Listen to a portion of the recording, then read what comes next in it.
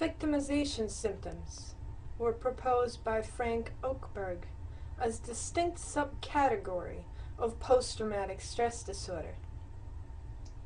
It includes the following: shame, deep embarrassment, often characterized as humiliation and mortification. Self-blame, exaggerated feelings of responsibility for the traumatic event, with guilt and remorse despite obvious evidence of innocence. Subjugation, feeling belittled, dehumanized, and powerless as a direct result of the trauma.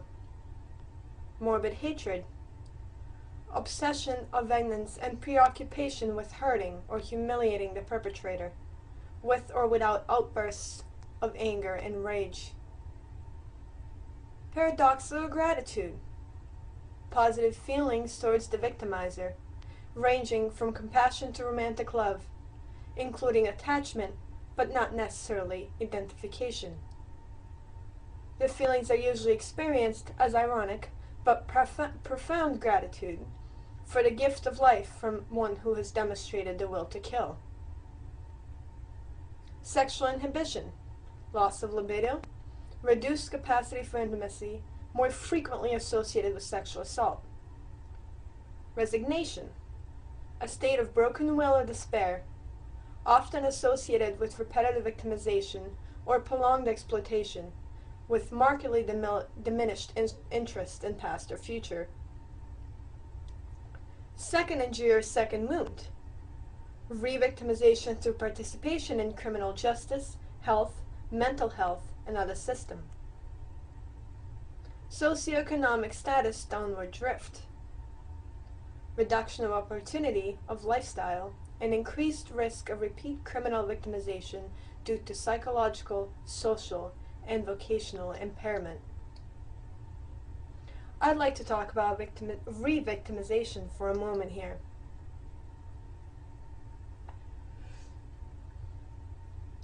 The term re-victimization refers to a pattern where the victim of abuse and/or a crime has statistically higher tendency to be victimized again, either shortly thereafter or much later in adulthood in the case of abuse as a child. This later pattern is particularly notable in cases of sexual abuse. While an exact percentage is almost impossible to obtain, samples from many studies suggest the rate of re-victimization for people with histories of sexual abuse is very high. The vulnerability to victimization experienced as an adult is also not limited to sexual assault and may include physical abuse as well. Reasons as to why re-victimization occurs vary by event type, and some mechanisms are unknown. Re-victimization in the short term is often the result of risk factors that were already present, which were not changed after the first victimization. Sometimes the victim cannot control these factors. Examples of these risk factors include living or working in dangerous areas, chaotic family relations, having an aggressive temperament, drug or alcohol usage, and unemployment. Re-victimization of adults who were previously sexually abused as children is more complex. Multiple theories exist as to how this functions. Some scientists propose a maladaptive form of learning. The initial abuse teaches inappropriate beliefs and behaviors that persist into adulthood. The victim believes that abusive behavior is normal and comes to expect it from others in the context of relationships, and thus may unconsciously seek out abusive partners or cling to abusive relationships.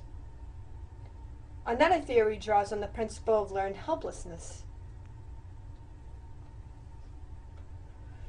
As children, they are put into situations where they have little to no hope of escaping, especially when the abuse comes from a caregiver.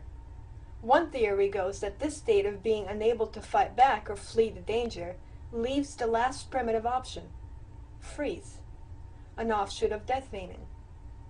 In adulthood, this response remains, and some professionals have noted that victimizers sometimes seem to pick up cues of this when choosing a victim. This behavior makes the victim an easy target, as they sometimes make little effort to fight back or even vocalize. And after the fact, They often make excuses and minimize what happened to them, sometimes never even reporting the assault to the authorities. But what's the point of giving you all this information when there's some feminists who should never be called feminists out there on YouTube who prefer to call victims of revictimization bitches?